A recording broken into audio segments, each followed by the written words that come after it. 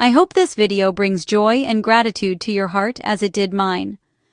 On November 17th, Florida Attorney General James Uthmire announced the successful conclusion of Operation Home for the Holidays.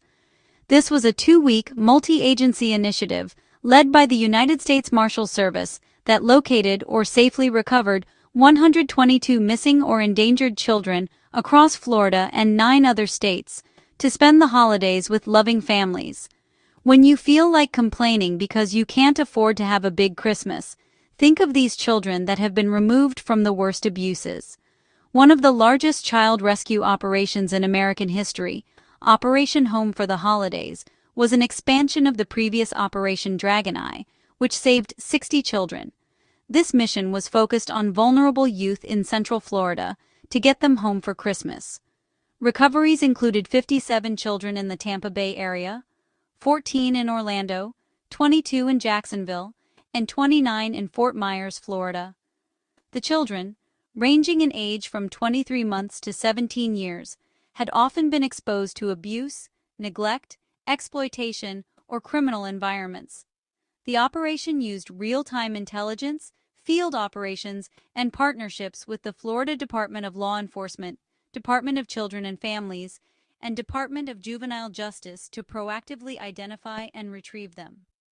Beyond their immediate rescues, the operation extends to recovery support with medical care, prenatal services for a pregnant teen, substance dependency support for 2 brothers, and foster care placements, including reuniting a toddler found in Mexico with family.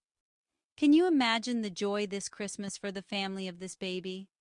There were 6 felony arrests for crimes like child neglect, custodial interference, sexual assault, narcotics possession, and terroristic threats, with additional arrests pending. Those targets that committed sexual crimes against these children will be some of Florida's first cases where we will be seeking the death penalty for these evil beings under a new law. The effort demonstrates Florida's commitment to child welfare, ensuring the children are not just found, but supported heading into the holidays.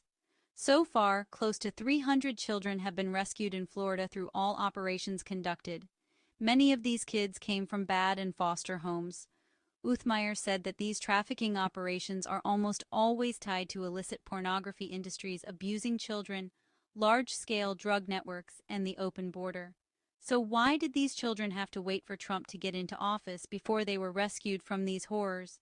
Don't get caught up in the deception.